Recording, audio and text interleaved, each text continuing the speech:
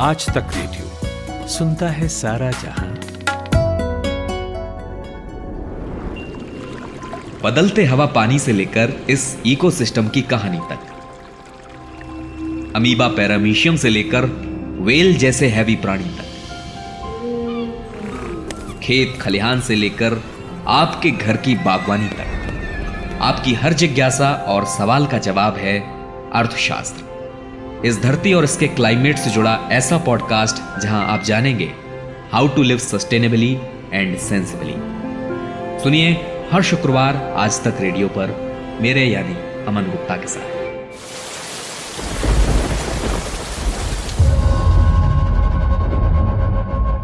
कहा जाता है मौसम और मिजाज बड़ी जल्दी बदलते हैं, इनका कोई भरोसा नहीं होता, और ये कब बदलेंगे इसका सटीक अंदाजा लगाना भी बड़ा कठिन है। मौसम पर ही भविष्य में होने वाले एनवायरमेंटल इंसिडेंट्स, हमारा खान पान, ये सब निर्भर करता है। और मौसम का बदलना एक वैज्ञानिक और भौगोलिक घटना है, क्योंकि हमारी पृथ्वी सूर्य की परिक्रमा करती है और ये 23.5 डिग्री के अक्ष पर झुकी हुई है। तो कुछ झुकी होने के कारण जब पृथ्वी सूर्य के चक्कर लगाती है तो सूर्य की किरणें कुछ स्थानों पर सीधी पड़ती हैं, कुछ स्थानों पर तिरछी पड़ती हैं, और इसकी वजह से मौसम बदलते हैं। जिस जगह सूर्य की किरणें सीधी पड़ती हैं वहां मौसम गर्म होता है, और जहां तिरछी पड़ती हैं वहां ठंडा या नम रहता है। यह प्रक्रिया हमेशा चलती रहती है, लेकिन अब समय से पहले सर्दी, उम्मीद से ज्यादा गर्मी, बारिश या मानसून, इन सब में देरी ये बहुत होने लगा है। मौसम विभाग के अनुमान भी अब पहले की अपेक्षा कम वास्तविक सिद्ध हो पाते हैं। The mercury continues to climb in Delhi and a temperature of 39.9 degrees Celsius was recorded recently. With temperatures soaring to 40 degrees Celsius, the states of Rajasthan and Haryana also reeling under early heat waves. So what can be worse apart from dealing with the heat wave? It is bracing the hours-long power cuts which are being reported from many states. तो मौसम चक्र में इतनी गड़बड़ी क्यों हो रही है?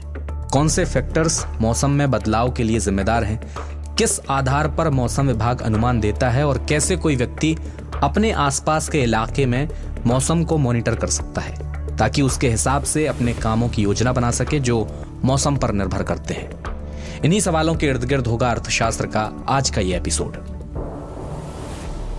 नमस्कार, मेरा नाम है अमन गुप्ता, और इस बार अर्थशास्त्र में हमारे साथ बात करने के लिए मौजूद हैं अभिजीत घोरपड़े, जो महाराष्ट्र में भवताल नाम से पर्यावरण की दिशा में काम करने वाली एक संस्था के फाउंडर हैं।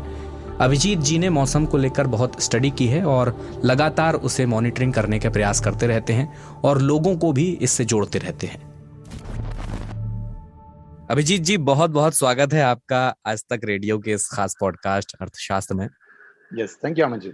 अभिजीत जी, मौसम को आप समझते हैं, उसको लेकर आपने बहुत स्टडी की है, उसकी गतिविधियों को आप लगातार फॉलो करते रहते हैं, मॉनिटर करते रहते हैं। तो आपने एक गाना जरूर सुना होगा, 2000 में एक फिल्म आई थी पापा दी ग्रेट, और उसमें एक गाना था उदित नारायण और अनुराधा पौडवाल ने शायद गाया है उसे, कि मौसम बदल रहा है, जादू सा चल रहा है। सुना है आपने? हाँ, सुना है, मगर ज्यादा गौर नहीं किया। तो क्या लग रहा है आपको, मौसम का जादू चल रहा है? बिल्कुल, मौसम का जादू तो हर बार चलता है। मौसम के बिना तो जादू हो ही नहीं सकता। चल रहा है, बदल रहा है, कई सारी चीजें घट रही है। अभी तो गर्मियों के दिन है, तो जहां पर भी जाओ एक ही चर्चा है गर्मी की। कुछ जगह पर बारिश भी हो रही है। यस, बिल्कुल बिल्कुल। तो हर बार जो छा जाता है वो कौन है? तो वो मौसम ही तो होता है। मौसम का कोई भरोसा नहीं होता, लेकिन जो अनुमान लगाए जाते हैं मौसम को लेकर, और लगातार तमाम एजेंसियां इस बारे में बुलेटिन जारी करती रहती हैं, मौसम विभाग है। तो मौसम विभाग ने बताया है कि पिछले 150 से 200 सालों में मौसम में जो बदलाव हो रहे हैं वो बहुत तेजी से हो रहे हैं। उससे पहले इतनी तेजी से बदलाव नहीं होते थे। तो क्या कारण देखते हैं आप इसके?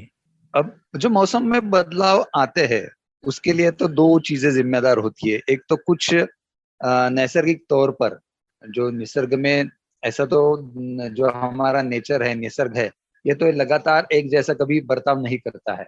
उसमें कुछ कहाँ पर वो ऊपर जाता है, कभी नीचे जाता है, कुछ चीजें ज्यादा घटती है, कुछ चीजें कम घटती है। तो यह हो गई एक चीज जिसे हम नैसर्गिक बदलाव कह सकते हैं, अप एंड डाउन कह सकते हैं नेचर के। ये चीज हुई। और दूसरी चीज जो आजकल ज्यादा चर्चा में है वो है हमारे कारण हम जो कुछ कर रहे हैं, जिस जिस तरह का हम विकास कर रहे हैं, जिस तरह का हम प्रदूषण कर रहे हैं, ज्यादातर हम नेचुरल रिसोर्सेस यूज कर रहे हैं, कंज्यूम कर रहे हैं, उसके कारण जो कुछ चीजें हो रही है, ये दूसरा कारण है। हम कौन सी घटना देखते हैं उस पर निर्भर करता है कि उस पर ज्यादा प्रभाव किसका है, नैसर्गिक घटनाओं का है या जैसा दूसरा मैंने कहा कि मनुष्य के कारण, हमारे कारण जो बदलाव हो रहे हैं उसका है। तो वो डिपेंड करता है कि कौन सी चीज के बारे में हम देखते हैं, बोलते हैं, बात करते हैं, उस पर वो ज्यादातर अवलंबन होता है कौन सा प्रभाव कहाँ पर पड़ता है। अच्छा अभिजीत जी, जैसा हम जानते हैं कि जो पृथ्वी का झुकाव है उसके आधार पर मौसम तय होता है, हाँ। लेकिन इसके अलावा ये भी कहा जाता है कि कई सारी ऐसी घटनाएं हैं जिन पर मौसम निर्भर करता है। जैसे एक तथ्य बड़ा सामने रखा जाता है कि प्रशांत महासागर में जो अल्नीनो की घटना है वो पूरी दुनिया के मौसम की परिस्थितियों को प्रभावित कर सकती है, उसको बदल सकती है। कई सारी चीजें होती है। एक तो हमें जो रोशनी मिलती है, सूरज से जो रोशनी मिलती है, उसमें नैसर्गिक रूप से कभी बदलाव आते हैं। कभी वो ज्यादा रोशनी देता है, या तो हम जिसे रेडिएशंस कह सकते हैं, ऊर्जा कह सकते हैं, वो कभी ज्यादा देता है, कभी कम देता है। तो उसके भी कुछ पीरियड्स होते हैं, उसके भी कुछ साइकिल्स होते हैं, तो उस पर निर्भर करता है। यह है अहम बात है, क्योंकि यहाँ पर जो भी मौसम चलता है, जो भी मौसम में बदलाव होते हैं, जो भी निसर्ग में बदलाव होते हैं, उसकी ऊर्जा कहाँ से आती है? तो सूरज से आती है। तो सूरज जो हमें ऊर्जा देता है, उसमें बदलाव जब आते हैं तो बड़ी सी घटनाएं भी घटती है, बड़े से बदलाव भी आते हैं। ये हो गई एक बात। दूसरी बात, उसके कारण यहाँ पर जो हम प्रतिबिंब उसका देखते हैं, उसमें एक बात जो आपने कही वो एल नीनो के बारे में। एल नीनो है एक सागरी प्रवाह है, ऐसा हम कह सकते हैं। सागरी प्रवाह के कारण ये सब एल नीनो या कॉन्टिनेंटल ला नीना, डाइवर्जेंस की वजह से भी। बिल्कुल बिल्कुल, हाँ। एल नीनो ला नीना ये जो चीजें है, ये हमारे समुद्र में जो तापमान उसके पानी का होता है, उसमें कुछ बदलाव आते हैं। प्रवाह है, जैसे नदियां यहाँ पर बहती है, वैसे समुद्र में भी कुछ नदियां ऐसे हम कह सकते हैं। जहां से कई नदियां है गर्म पानी की है, जिसे हम हॉट वाटर स्ट्रीम चैनल्स कहते हैं, स्ट्रीम्स कहते हैं, और कुछ है ठंडे पानी की है। तो इसके कारण प्रशांत महासागर के कुछ हिस्सों में जब उसके सतह का तापमान बढ़ जाता है, जो नॉर्मल होता है उससे ज्यादा हो जाता है, तब कहते हैं कि एल नीनो की स्थिति आ गई है जी। और वो जब कम होता है तब कहते हैं तो कि ला ला नीना नीना की स्थिति आ गई है। जी। तो ऐसे कई सारे घटक है, ऐसे कई सारे पैरामीटर्स है जो हमें हमारा मौसम, भारत का हो या विश्व का हो, उसका मौसम पर वो असर डालता है, और उसमें कई सारा उलट पुलट जो लाने में ये कारण बनते हैं। ऐसी कई सारी चीजें हैं। अच्छा, वॉल्केनिक इरप्शन का भी बड़ा असर होता है मौसम पे, और एक घटना आपको याद हो 1815 जिसका अक्सर जिक्र किया जाता है। 1815 में इंडोनेशिया में टम्बोरा वॉल्केनो था, उसमें एक विस्फोट हो गया था, और फिर उसके बाद यूएसए कनाडा में भयंकर सर्दी पड़ी थी, और कहा जाता है कि वो साल गर्मी पड़ी ही नहीं बिल्कुल, और वो इसीलिए इतिहास में फेमस है कि विदाउट समर ईयर कहा जाता है उसको। तो ज्वालामुखी में विस्फोट किस तरह से जिम्मेदार होते हैं मौसम में बदलाव के लिए? बिल्कुल होते हैं। आपने जो उदाहरण दिया, यह पिछली कुछ सदियों वाला उदाहरण है, मगर पृथ्वी के इतिहास में अगर आप इतिहास में देखोगे तो कई सारे ऐसे ज्वालामुखी उद्रेक हुए हैं जिनके कारण सिर्फ एक साल नहीं तो लगातार कुछ दशकों तक पृथ्वी पर जो हम समर कहते हैं, जिसे हम गर्मी के दिन कहते हैं, ये आए ही नहीं है। एक उदाहरण मैं आपको दे दूंगा, वो है टोबा ज्वालामुखी करके है। टोबा टोबा जो है वो भी इंडोनेशिया के जो कुछ द्वीप समूह है वहां पर ही है। तो टोबा में 3 बड़े उसके उद्रेक हुए हैं, ऐसे पृथ्वी के इतिहास में वो रिकॉर्ड किए गए हैं। जो अभी का जो हुआ था, लास्ट जो हुआ था, जो बड़ा माना जाता है, तो वह जो हम जानते हैं पृथ्वी पर जितने भी ज्वालामुखी उद्रेक हुए हैं, उनमें से सबसे बड़ा था, सबसे भयंकर था ऐसा माना जाता है। लगभग 70 या 75 हजार साल पहले ये हुआ था। और उसके कारण वो ज्वालामुखी जो उद्रेक था, ज्वालामुखी उद्रेक तो कई प्रकार के होते हैं। कि उसमें से बाहर आता है, कभी तो शिलारस बाहर आता है, हाँ, कभी लावा सिर्फ रस जिसे कहते हैं, धुआं ही बाहर आता है। कभी धुआं आता है। धुआं मतलब एक्चुअली कुछ लोग उसको राख कहते हैं, मगर राख, हाँ। एक्चुअली वो होता है, छोटे छोटे कण होते हैं वो, मिट्टी पत्थर के के ही छोटे छोटे छोटे छोटे पत्थर के। कण होते हैं। उसको राख कहना ठीक नहीं होगा, क्योंकि राख कब बनती है, जब कुछ जल जाता है तो पीछे रहता है वो राख है। मगर ये जो होते हैं वो छोटे कण होते हैं, पत्थरों के बहुत ही छोटे, धूल जिसे हम कह सकते हैं, ऐसे कण होते हैं। और टोबा इसलिए प्रसिद्ध है कि टोबा से बहुत बड़ी मात्रा में ये कण बाहर आते हैं, धूली कण जिसे हम कह सकते हैं, या तो जिसे जियोलॉजिकल टर्म में टेफ्रा कहते हैं। तो ये जो टेफ्रा या हम सामान्य भाषा में जिसको राख कहेंगे अभी फिलहाल चर्चा के लिए, अमूमन यही जिक्र रहता है, राख कहा जाता है। राख ही कहते हैं, हाँ। तो अब चर्चा के लिए हम उसको राख कहेंगे, बट जियोलॉजिकल टर्म टेफ्रा है वो। तो राख इतनी बड़ी मात्रा में बाहर आती है, तो जो 70 हजार साल पहले जो उद्रेक हुआ था उसमें से इतनी राख बाहर आई कि ऐसा माना जाता है कि पृथ्वी की लगभग आधे हिस्से में ये फैल गई थी। और उसके कारण उसके बाद में कुछ दशकों तक पृथ्वी पर ये जो हम समर कहते हैं, ये मौसम पृथ्वी ने देखा नहीं है। और उसके कारण कई सारी जातियां, जीवों की जातियां, प्राणियों की, वनस्पतियों की, वो लुप्त हुई। और 70 हजार साल पहले तो वहां आदमी का या मनुष्य का अस्तित्व था पृथ्वी पर। तब जो मनुष्य था आदिम अवस्था में, तो उसको भी ये सब संकट झेलना पड़ा। तो जो आप कह रहे हैं कि ज्वालामुखी उद्रेक, ये तो बहुत ही बड़ा कारण होता है। जैसा आपने 1815 होता क्या साल है की इसमें बात की। बेसिकली, जैसे हाँ, जो राख होती है, क्या वो हमारे वायुमंडल में बैठ जाती है, जिस वजह से मैं कहूँ कि जो मैं समझ पा रहा हूँ इसका एक हाँ, हाँ, साइंटिफिक हाँ, तरीका यही मुझे दिमाग में अभी आता है कि यही हो सकता है हाँ, कि वो हाँ, वायुमंडल में बैठ गई, तो उस वजह से सूर्य की किरणें नहीं आ पा रही हैं, और वो धरती का जो तापमान, धरती का जो टेम्परेचर बैलेंस होना चाहिए था, वो नहीं हो पा रहा है, और उस वजह से ठंडक बढ़ गई। क्या यही रहता है? बिल्कुल यही होता है। जब ऊपर जाती है तो जेट स्ट्रीम्स होते हैं। कोई लोगों को ये शंका आएगी, मन में उत्पन्न होगी कि भाई ठीक है, ये इंडोनेशिया के इर्द गिर्द अगर पहुंचती है तो ठीक है, दुनिया के दूसरे हिस्से में क्यों गई? ऊपर जब जाता है तो ऊपर जो जेट स्ट्रीम्स होते हैं, हवा बहते रहती है, तो उसके कारण उसमें ये छोटे छोटे कण जब जाते हैं, तो उसके कारण वो सभी जगह पर पृथ्वी के ज्यादातर हिस्से में ये पहुंच जाती है। और उनके कारण जो आपने कहा कि किरण जो पृथ्वी के सतह तक आने हैं, वो आते नहीं है, उस पर रोक लग जाती है। और इसके कारण ये जो हमारा टेम्परेचर बढ़ने का जो सिलसिला है, या टेम्परेचर मेंटेन होने का जिसका संतुलन जो है वो बिगड़ जाता है, और इसके कारण ये होता है।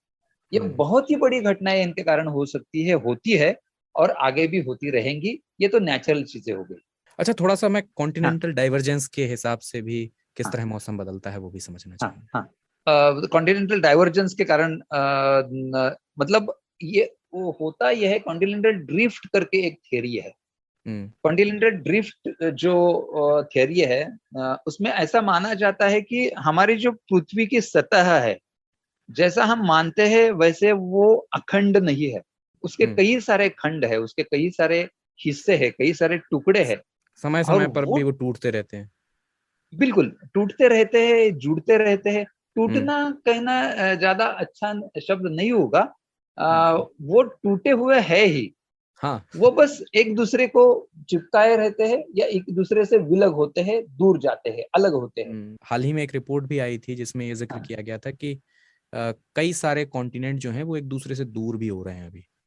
बिल्कुल, ये तो हमेशा होते ही रहता है। अभी भी ये गतिविधियां जो है वो बहुत ही कम स्पीड से होती है, इसलिए हम हाँ, समझ हर नहीं पाते। बार उस समझ नहीं पाते। मगर ये तो अखंड होते रहता है। पृथ्वी की सतह अलग होती है, एक दूसरों की तरफ ये सब टुकड़े आते हैं। हमारे हिमालय जो उसकी निर्मित हुई है, वो भी दो जो खंड है हमारे, एक तो यूरेशियन खंड है और एक भारतीय खंड है, भारतीय टुकड़ा है और एक यूरेशिया का टुकड़ा है, एक दूसरे की तरफ आ रहे हैं, इसलिए वो उठ गया है। नीचे जो सागर था, टेथिस सी जिसको कहते हैं, वो ऊपर उठकर आया है, इसलिए ऊपर हिमालय में आपको जीवाश्म मिलते हैं। जीवाश्म तो होते हैं समुद्र की तल पर, तो वो ऊपर क्यों आ गए? क्योंकि ये सब उड़ गया है। तो इसके कारण जो ज्वालामुखीय उद्रेक होते हैं, एक चीज।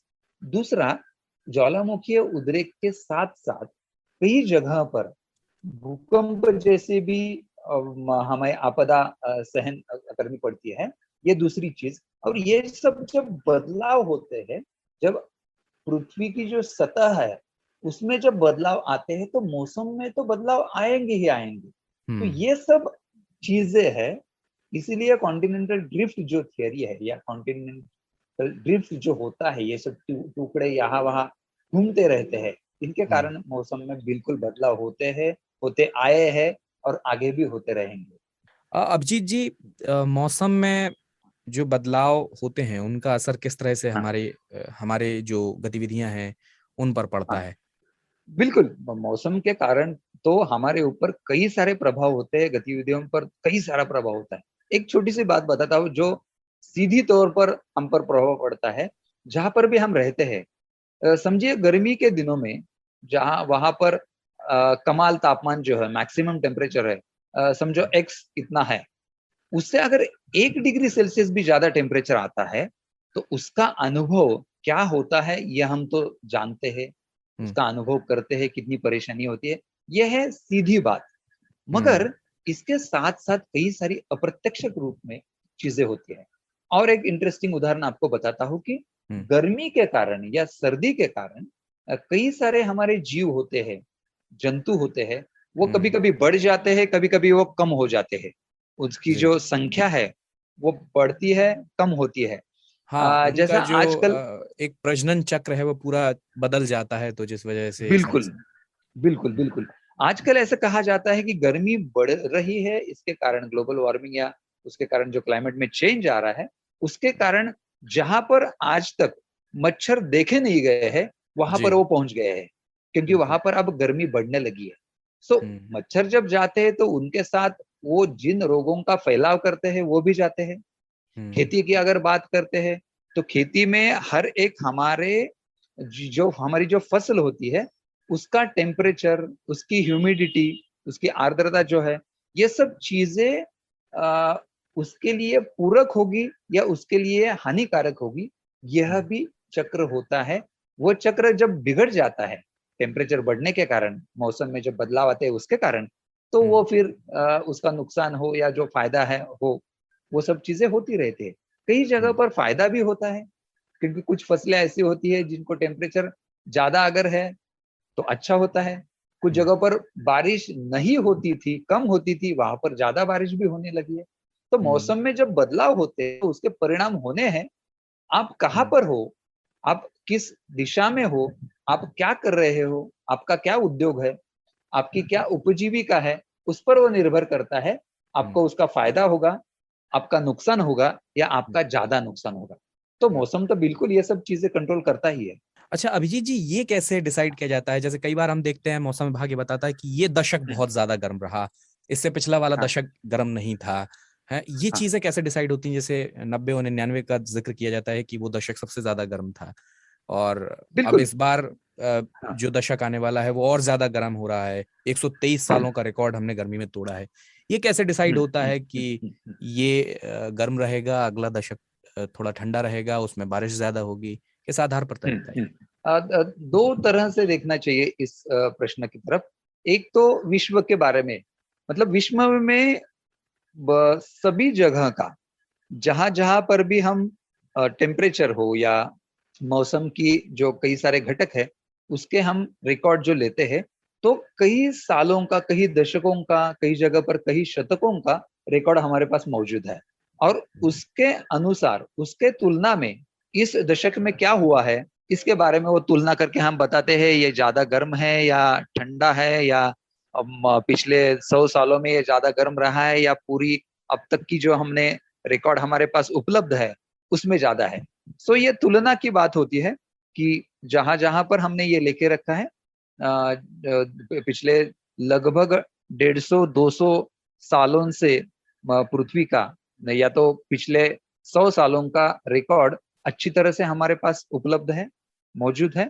उससे तुलना करके हम ये बताते हैं एक चीज, मगर यह पहली बार हो रहा है क्या, यह हम नहीं कह सकते, क्योंकि कहिए कि जब से हमने ये रिकॉर्ड लेना शुरू किया उससे पहले भी ये हुआ होगा शायद, पता नहीं, मगर उसकी रिकॉर्ड हमारे पास अब मौजूद नहीं है।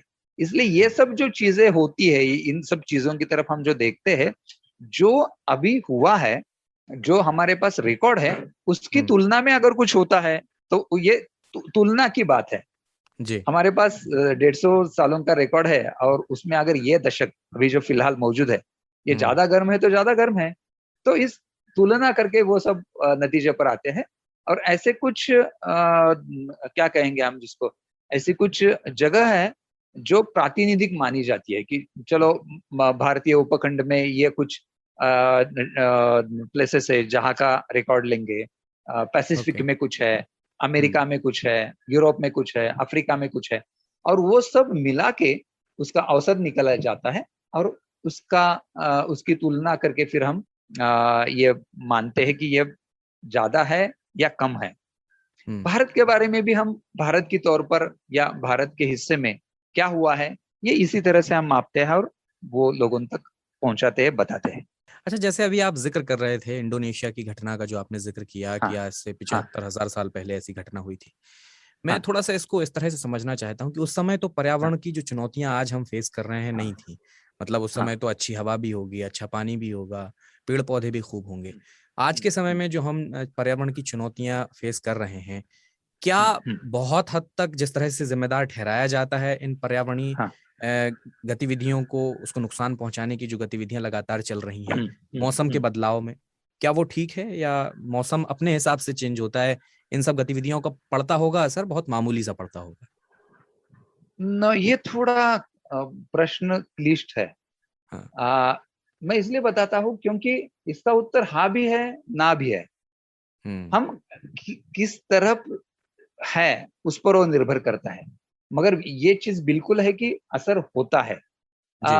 थोड़ा मैं दो हिस्से में उसका उत्तर दूंगा। एक तो है कि जैसा हमने टोबा की बात की, ज्वालामुखी उद्रेक की बात की, हमने सूरज के ऊर्जा की बात की, हमने सागरीय प्रवाहों की बात की। इससे तो मनुष्य का, जब मनुष्य नहीं था, वो उत्क्रांत नहीं हुआ था, तब से ये चीज चलती आ रही है। बिल्कुल। डायनासोर जो थे वो विलुप्त हो गए, उसका कारण भी मौसम ही प्रमुख कारण है जी। तब तो मनुष्य नहीं था, हमारे पूर्वज भी नहीं थे। तो मनुष्य का पृथ्वी पर होना या ना होना, इससे मौसम में बदलाव आता है, यह मानना गलत है। मगर ये जब हम कहते हैं उसके साथ साथ ये हम अब जानने लगे हैं या पूरी जो वैज्ञानिक समुदाय जो है वो अब ये मानने लगा है कि भाई ये नेचुरली तो ये घटता ही है, नैसर्गिक तौर पे होता ही है, मगर इसके साथ साथ हम जो अब करने लगे हैं उसका भी असर पड़ता है। ये सब नेचुरल चीजें जो होती है वो एक्सेलरेट होती है, उसकी जो गति है वो और बढ़ जाती है, और उसके परिणाम जो है, जो नैसर्गिक रूप से होने वाले हैं, वो और गहरे होते जाते हैं। ये हो रहा है। मैं आपको उदाहरण देता हूँ। देखिए, जो हमारा निसर्ग है उसका कोई भी उसमें जो क्रिया होती है या उसमें जो कुछ घटनाएं घटती है, उसकी एक अपनी गति होती है, या जिसको हम फ्रीक्वेंसी, वारंवारिता जिसे हम कह सकते हैं। मतलब कुछ दिनों बाद होगा, कुछ सालों बाद होगा, कुछ दशकों, आवृत्ति, कुछ दशकों बाद होगा, कुछ हजार सालों बाद होगा। तो ऐसे वो उसकी गति से होते रहता है। मगर हम क्या कर रहे हैं, कार्बन डाइऑक्साइड की जो अब मात्रा है, या कार्बन गैसेस बाकी भी जो है, कार्बन डाइऑक्साइड के साथ साथ मीथेन है, नाइट्रस ऑक्साइड है, CFCs है, ये सभी जो जिसे कार्बन गैसेस कहते हैं, जिसके कारण गर्मी बढ़ती है, वो तो नैसर्गिक रूप में बढ़ती है, कम होती है, वो होता ही है। हमने क्या किया है, हमने उसकी जो गति है, बढ़ने की गति, वो बढ़ा दिया है।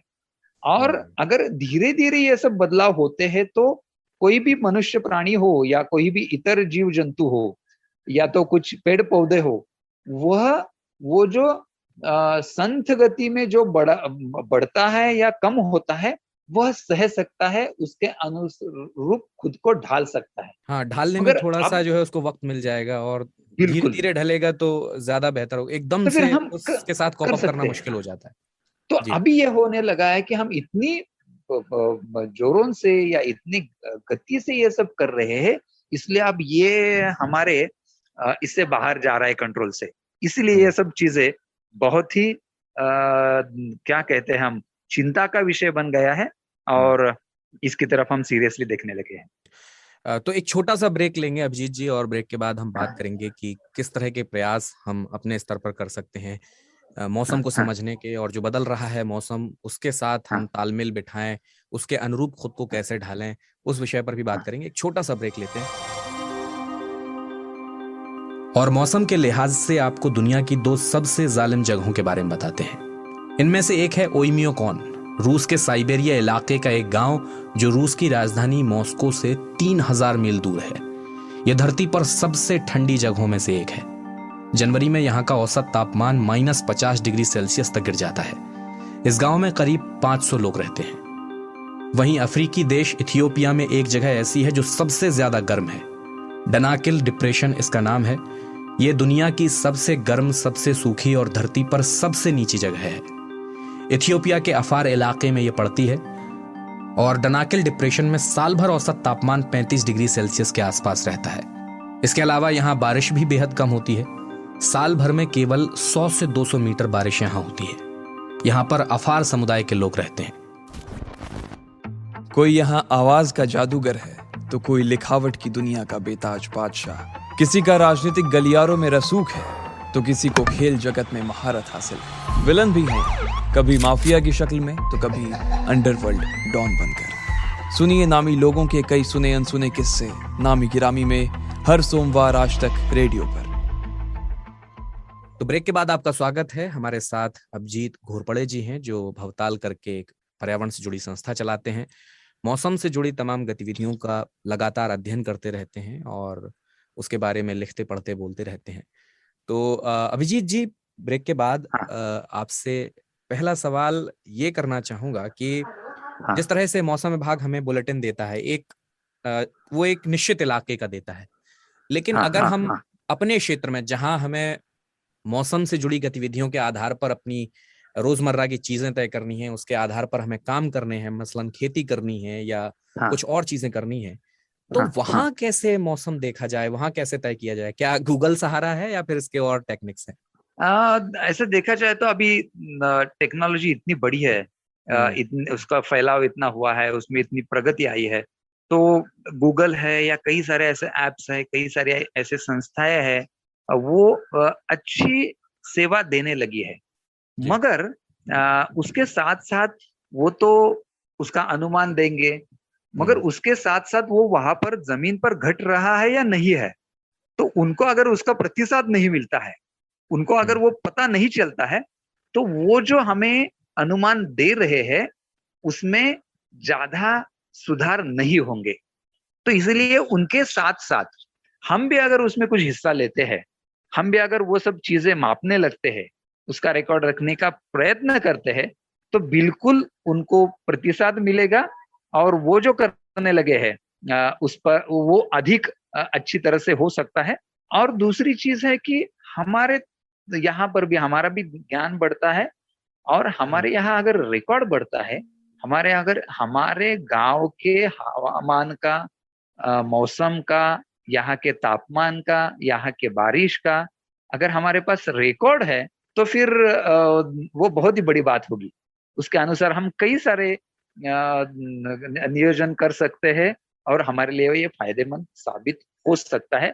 उसके कई सारे प्रयत्न होने लगे हैं। भवताल भी इस तरह की कुछ चीजें करता है, तो लोगों ने जरूर ये करना चाहिए, जिसके कारण हमारे गांव में, हमारे क्षेत्र में क्या हो रहा है, क्या होने वाला है, क्या हो सकता है, कितना ज्यादा हो सकता है, कितना कम हो सकता है, ये हमें पता चलेगा। हाँ, मैं देख भी रहा था कि आप लगातार इससे जुड़ी वर्कशॉप्स करते रहते हैं।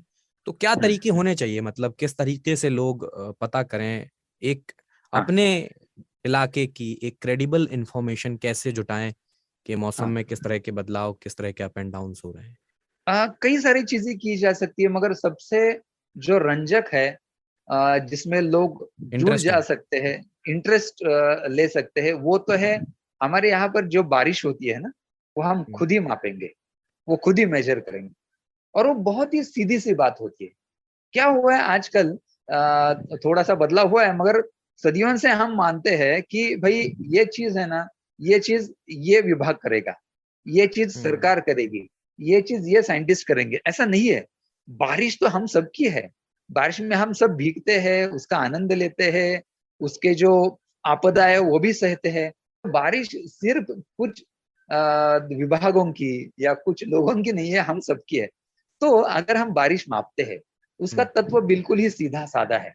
जितना भी बारिश या जितना भी पानी गिरता है बारिश से, वह अगर बह नहीं जाता है, तो जितना ठहर जाएगा, उसकी जितनी ऊंचाई होगी, उतनी हमारे यहाँ पर बारिश गिरी है। मतलब समझो 1 इंच है तो 1 इंच गिरी है, 1 मिलीमीटर है तो 1 मिलीमीटर गिरी। इतना ये सादा सा तत्व है। और कैसे माप सकते हैं हम? तो सादा सा एखादा कोई सिलेंडर जो हम कह सकते हैं, जो ऐसा बर्तन हो, नीचे से लेके ऊपर तक उसका जो व्यास है वो एक ही हो, और उसका जो निचला हिस्सा है वह समांतर होना चाहिए। अब आप जो तो मुझे बता रहे हैं ना, अब हाँ मुझे याद हाँ आ रहा है। दरअसल हाँ छोटे में जब विज्ञान मुझे पढ़ाया गया, विज्ञान में पढ़ाया हाँ जाता था, हाँ क्लास में हाँ बताते थे, एक बीकर हाँ में पटरी डाल के हाँ रख हाँ दीजिए किनारे पे, और हाँ हाँ, बारिश होने दीजिए, और फिर जो बीकर जितना भर जाएगा, और बस फिर बस बस, पटरी जिसमें जितनी डूबी रहेगी, उससे आपको पता चल जाएगा कितनी बारिश हुई है। इतनी आपकी बारिश हुई है। बिल्कुल बिल्कुल सही आपने कहा।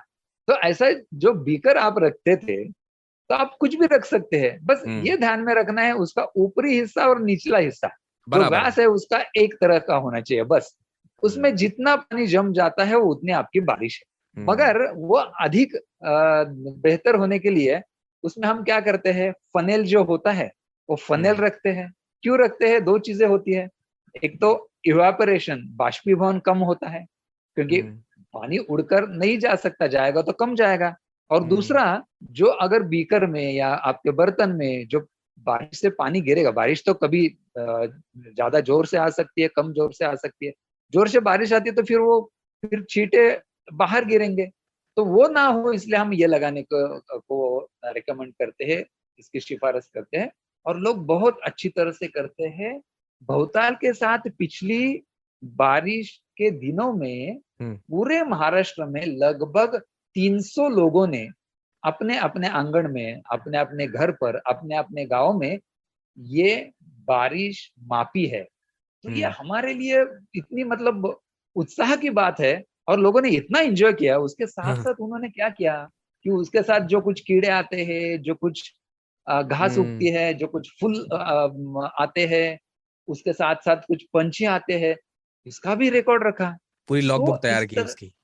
बिल्कुल बिल्कुल बिल्कुल अच्छी तरह से किया, और उन्होंने खुद एंजॉय किया, बच्चे अच्छा, ये तो से बारिश की लेके। बात हो गई। हाँ अगर हाँ हम सर्दी और गर्मी को समझना चाहें अपने इलाके में, तो उसके लिए क्या प्रयोग हो सकते हैं? हाँ हाँ, तो उसके लिए तो हमारे यहाँ ताप मापक जो होते हैं, थर्मामीटर जो होते हैं, वो तो अब सभी जगह उपलब्ध होते हैं। बस हमें थोड़ा सा साइंटिफिक या ज्यादा एक्यूरेसी देने वाला वो लेना चाहिए, और बार बार से कुछ कुछ महीनों बाद उसको जांचना चाहिए कि भाई ये अच्छी तरह से ये दे रहा है क्या नहीं दे रहा है अपना मापन।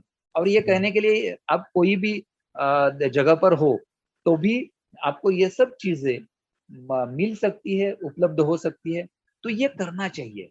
सर्दियों के दिनों में, गर्मियों के दिनों में, बारिश के दिनों में ये बारिश है, अभी टेम्परेचर है, अभी एक आर्द्रता भी और मापी चीज। जा सकती है। जी। हाँ अभी हाँ एक और चीज मुझे बड़ी याद आ रही है। अभी कुछ दिन पहले खबरों हाँ में चल रहा था कि एक सरकारी स्कूल में कुछ बच्चों को हाँ किस तरह से क्लाइमेट चेंज हो रहा है, किस तरह से गर्मी बढ़ रही है, उस हाँ पर हाँ वहां के एक टीचर ने प्रयोग करने के लिए दिया था। तो उन बच्चों ने कुछ इस तरह से ग्राफ तैयार किए थे कि हाँ कुछ टेबल तैयार की थी कि पहले वो कितना पानी पीते थे, और इन 15-20 अच्छा। दिनों में बढ़ते समय वो और कितना ज्यादा पानी पीने लगे हैं। घर के जो शख्स हैं वो कितना हाँ हाँ पानी कंज्यूम करने लगे हैं। पहले वो इतने हाँ कपड़े पहनते थे, अब वो कपड़े उतार के रखते हैं, अब उन्हें हाँ हाफ टी शर्ट ही पहननी। तो इसके आधार हाँ। पर एक छोटा सा प्रयोग बच्चों के साथ करने की कोशिश की थी कि क्लाइमेट को समझाया जाए बच्चों को, कैसे क्लाइमेट चेंज हो रहा है, कैसे तापमान बढ़ रहा है, वो चीजें लोगों को समझाई जाएं। तो बड़ा अच्छा प्रयोग लगा मुझे। खैर, इस तरह के नहीं नहीं, प्रयोग कर बिल्कुल ही सकते हैं ऐसा हम लोग। ऐसा होना चाहिए। मतलब हम्म। इसके कारण लोगों को या स्पेशली बच्चों का अगर आप कहोगे ना ये पढ़ो वो पढ़ो, ये अच्छा है वो हम्म। अच्छा है, तो वो नहीं करेंगे। एक्टिविटीज अगर आप कुछ देते हो, कुछ कृति देते हम्म। हो ना, तो उनको बोलने की जरूरत नहीं है। अपने हम्म। आप वो उसमें घुल जाते हैं और ये सब चीजें करते रहते हैं। और हमारे जो पालक है, माँ बाप है, उनकी भी परेशानी कम होती है कि भाई ये हम्म। कुछ तो अभ्यास कर नहीं रहा करता, है। पढ़ता, ये भी नहीं होगा। हाँ बिल्कुल। सही है। अच्छा, आपने कहा कि सैकड़ों लोग जुड़े और उन्होंने बारिश हाँ को इस तरह से हाँ मापा और हाँ। मौसम को समझने की कोशिश की। तो जाहिर तौर पर उनकी एक्टिविटीज भी प्रभावित हुई होंगी इन सब चीजों से। तो क्या कुछ पॉजिटिव असर देखने को मिला है? बहुत ही पॉजिटिव असर मिला है देखने को। एक हम्म। तो बात जो इसके निष्कर्ष है, हमने बाद में लोगों से बात की, अभी भी बात करते हैं। इस आने वाले बारिश में भी ये उपक्रम करने वाले हैं। अभी तो बहुत जी। ही ज्यादा संख्या में लोग जुड़ेंगे, एक्यूरेसी का भी ध्यान रखेंगे। मगर पिछले साल का जो हुआ, हमने लोगों से बात की, तो एक जो चीज है वो बाहर आई है। वो चीज है कि कई सारे ऐसे लोग हैं। एक तो 80 साल की एक दादी थी। जी। उन्होंने बोला कि मेरी इतनी उम्र हो गई है, मैंने मेरी पूरी जिंदगी में हम्म। पहली बार बारिश मैंने मापी, और वो हम्म। इतनी खुश हुई थी। तो पहली चीज है, लोगों ने इसका आनंद लिया, बहुत ही लोगों हम्म। ने एंजॉय किया, क्योंकि हमारे यहाँ पर ये होता है, हमने कभी किया नहीं। एक चीज। दूसरी चीज, कुछ ऐसे लोग हैं, विशेषकर हमारे यहाँ पर नासिक जिले में हम्म। एक गांव पड़ता है, उसका नाम मैं भूल गया। उनका नाम शिंदे करके एक ये है, फार्मर है।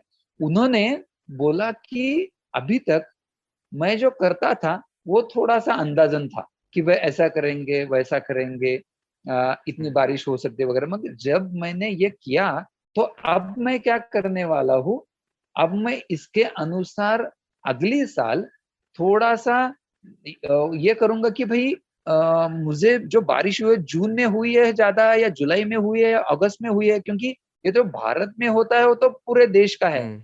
मेरे गांव का अलग हो सकता है। तो बिल्कुल। उस तरह से लोग देखने लगे हैं। एक साल में हम्म। उनको कुछ तो उसी ज्यादा के रिजल्ट आधार नहीं पर पूरी मिलेंगे, अपनी जो खेती किसानी है, बुवाई नियोजन रोपाई, कर वो सब सकते कुछ हैं। वही सब उसी तरह हाँ से हाँ। करेंगे। एक साल बहुत। में वो नहीं होगा, मगर वो हम्म। उसकी तरफ ध्यान दे रहे हैं, वो हमारे लिए बहुत अच्छा है। एक महिला थी, पुणे की ही थी, पुणे के सबब में रहने वाली। उन्होंने बोला कि मेरे यहाँ पर वो घर बांधने वाली है, उनका घर बनाने वाली है।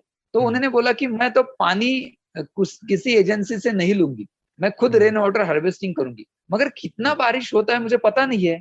तो फिर मैं अभी इस हाँ। बारिश के रिकॉर्ड के अनुसार मेरे घर के यहाँ पर कितनी बारिश होती है, कितना पानी गिरता है, कितना पानी नीचे मैं ठहरा सकती हूँ। तो देखिए, हम्म। लोग इस प्रयोग की तरफ किस तरह से देखते हैं। बच्चे देखते हैं तो कुछ आनंद लेने के लिए, कुछ सीखने के हम्म। लिए। टीचर्स देखते हैं बच्चों को एंगेज रखने के लिए। मतलब हम्म। इस तरह से अगर देखा जाए, तो एक छोटी सी कृति लोगों को क्या क्या दे सकती है, ये हमने सुना। और फिर हमको भी बहुत आनंद मिलता है कि ये प्रसार होता है, लोग इसमें जुड़ जाते हैं, और विज्ञान और मौसम लोगों तक पहुंचता है। बहुत बढ़िया है। जैसे आपने वाटर हार्वेस्टिंग वाला जो बताया, अगर ऐसी चीजें लोग हम्म, समझने लगे तो वो तो हम्म। पर्यावरण और वाटर रिचार्ज में कितना बड़ा योगदान दे सकते हैं। अ, बिल्कुल बिल्कुल। अ, लेकिन इसके साथ मैं ये समझना चाहता हूँ कि क्या मौसम विभाग, चूंकि प्रयोग तो वैज्ञानिक है, हाँ इसमें कोई शक शुबा ही नहीं है, लेकिन क्या हाँ मौसम हाँ। विभाग इस तरह के अनुमानों को, इस तरह के तरीकों को वैलिडेशन दे रहा है? देखिए, अभी इस तरह का वैलिडेशन मिल सकता है, मगर इतनी जल्दबाजी में यह अपेक्षा करना भी ठीक नहीं है। हम्म। क्योंकि हम जानते हैं कि हमने अभी शुरुआत की है। शुरुआत करने का उद्देश्य यह है कि लोग कुछ करें, लोग मौसम की तरफ देखें। हम्म। उसकी एक्यूरेसी आने के लिए कुछ साल जरूर जाएंगे, क्योंकि उसके इंस्ट्रूमेंट्स उस तरह के होने चाहिए, उनको ट्रेनिंग उस तरह से देना चाहिए। उन्होंने भी लगातार वो जो मापते हैं वो मापना चाहिए, रिकॉर्ड लेने चाहिए। वो अगर हम करके बिना मतलब करने से पहले अगर ये अपेक्षा करते तो वो ठीक नहीं होगी। इसलिए भवताल ये मानता है कि पहले हम काम करेंगे, बहुत अच्छा काम करेंगे, लोगों को ये सब लोगों तक पहुंचाने की कोशिश करेंगे, और बाद में बिल्कुल हम अप्रोच करेंगे इन सब चीजों एजेंसीज को। और एजेंसीज का मतलब हमें सहकार्य इस तरह से मिल रहा है कि जो हमारा इंडिया मेट्रोलॉजिकल डिपार्टमेंट है, मौसम विभाग है, उसके जो कई सारे वरिष्ठ अधिकारी है, वह भी हमें इसमें मार्गदर्शन करते हैं। मगर वो वैलिडेशन या तो हमारा जो रिकॉर्ड है वो वैलिडेशन वो करे, वो अपेक्षा कुछ सालों बाद बिल्कुल हम करेंगे, मगर आज वो थोड़ी जल्दबाजी होगी। मगर आगे जाके बिल्कुल ये सब चीज हो सकती है और वो वैलिडेशन कर भी सकते हैं, मगर आज ये कहना ठीक नहीं होगा। अच्छा अभिजीत जी, एक आखिरी सवाल हाँ। आपसे करना चाहेंगे कि हाँ जिस तरह से मौसम बदल रहा है, बहुत तेजी से बदल हाँ रहा है, हाँ तो अब हम पीछे तो जा नहीं सकते। बिल्कुल। आगे जो हो रहा है वो हो ही रहा है। अब बहुत सारी गतिविधियों पर हमारा कंट्रोल भी नहीं है और हर कोई जिम्मेदार भी नहीं है, लेकिन इसका असर सब पे पड़ रहा है। तो इस पूरी बिल्कुल। मौसम की परिस्थिति के साथ कैसे तालमेल बैठाया जाए, कैसे सामंजस्य बनाया जाए, कैसे हों ये सारी चीजें? आपके प्रश्न में ही आपने एक जो शब्द का जिक्र किया है, सामंजस्य, मुझे ये बहुत ही अहम लगता है। क्योंकि जैसा आपने पूछा कि बिल्कुल मेरा अगर इससे कुछ संबंध है नहीं, मतलब मैं इसके लिए जिम्मेदार नहीं हूँ, फिर भी मुझे वो सहना पड़ेगा, क्योंकि इसका असर तो इसने किया है, इसको इस पर ही असर पड़ेगा ऐसा नहीं है, सब पर इसका असर पड़ रहा है, पढ़ने वाला भी है। अगर आज के दिन में भी आज से अगर हम शुरू करते हैं कि हम चलो ये सब कार्बन इमिशंस करना बंद करें, फिर भी कुछ डेकेड्स तक, 60-80 सालों तक हमें इसके जो कुछ परिणाम है, दुष्परिणाम है, वो तो सहने पड़ेंगे ही पड़ेंगे। और तो हम आज से तो बंद तो नहीं करने वाले, बंद नहीं भी कर सकते, बिल्कुल। ये धीरे धीरे बंद होने वाली बात है। मगर एक तो पहली चीज है कि हमें समझना है, हमें एक्सेप्ट करना है कि भाई ये चीजें हो रही है और ये हम पर असर कर रही है। तो उसका शिक्षण लोगों को देना, अगर हमें पता है तो हम वो समझ ले। हमारे संपर्क में जो लोग हैं जो उसके लिए ज्यादा वल्नरेबल है, उन तक ये पहुंचाए, ये तो एक चीज है जिसे हम लोग शिक्षण कह सकते हैं। भवताल जो काम कर रहा है उस तरह की चीज। दूसरा, कई सारे हमारे जो व्यवसाय है, कई सारी हमारे जो गतिविधियां है जो मौसम पर निर्भर है, या तो मौसम का उस पर प्रभाव पड़ता है। खेती तो सीधी उस पर निर्भर है, मगर उसके साथ साथ कुछ ऐसे व्यवसाय है, कुछ ऐसे उद्योग है जो मौसम के साथ साथ प्रभावित होते हैं। तो वो लोगों ने खुद, जो उनमें है उन्होंने, और जो एजेंसीज है, सरकार है, प्रशासन है, कई सारे ओपिनियन लीडर्स है, अन्य अन्य क्षेत्रों के जो लीडर्स मतलब सिर्फ पॉलिटिकल लीडर्स नहीं, उनकी तो समाज में जिम्मेदारी जो है लोग ही, मतलब थोड़े हाँ, से मतलब रसूख वाले लोग हैं। हाँ, या तो शिक्षण में काम करने वाले हैं, जो सामाजिक क्षेत्र में काम करने वाले हैं, कम्युनिटी में ऐसे कुछ लीडर्स है, उन्होंने ये बात जानकर लोगों को जागरूक करना बहुत ही जरूरी है। और जागरूक करने के साथ साथ किस तरह से खुद को ढाले, किस तरह से हम ये समझे और खुद को ढालना बहुत ही जरूरी है। क्योंकि हम सिर्फ तकरार करने से अब कुछ होने वाला नहीं है कि भाई ये हो रहा है, ऐसे हो रहा है, रोने से कुछ होने वाला नहीं है। उससे हमारी सिर्फ एनर्जी जाएगी, बर्बाद हो जाएगी। मगर हमें क्या करना है, उसके साथ हम किस तरह से ढाले। हम जो कुछ व्यवसाय कर रहे हैं, मौसम के अनुसार उसमें क्या बदलाव करें। कई सारे छोटे छोटे बदलाव भी उसके अगर हम अभ्यास करते हैं, उसका विचार करते हैं, तो आगे आ सकते हैं। उसको एक सोल्यूशन नहीं होगा, क्योंकि हर जगह का मौसम अलग है, हर जगह की जमीन अलग है, हर जगह की लोगों की जरूरतें अलग है। तो उसके अनुसार वो काम करना है। ये हो गई दूसरी बात। और तीसरी बात, ये जो दूसरी बात मैंने बताई, ये तुरंत करने वाली है, इसके हम अडेप्टेशन कह सकते हैं, और तीसरी बात है जो मिटिगेशन हम कह सकते हैं कि समझो चलो अगले 50 सालों में क्या होना है, तो वो जो मिटिगेशन है, हम ये जो कार्बन वायु या हरित वायु जो है, सॉरी ग्रीन हाउस गैसेज जो है, ये सब बाहर कम आए, वातावरण में कम आए, इसके लिए हम क्या कर सकते हैं?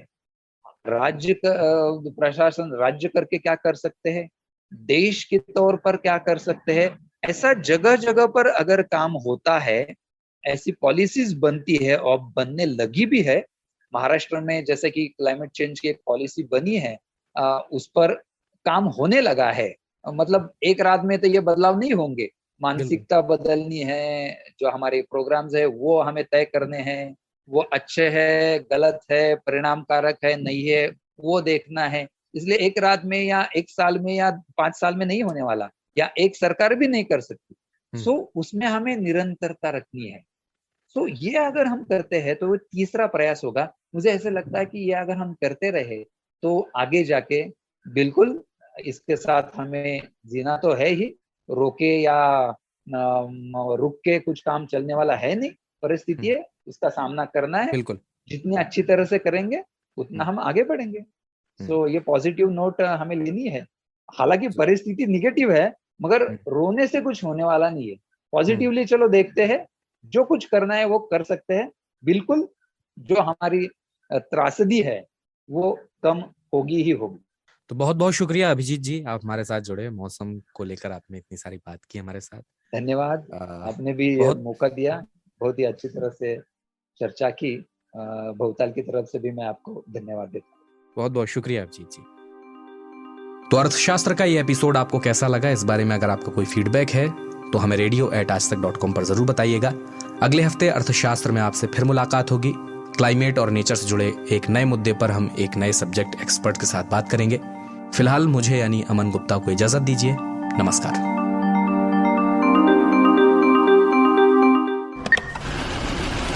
कमाते हैं लेकिन बचा नहीं पाते, बचाते हैं तो उससे कमा नहीं पाते।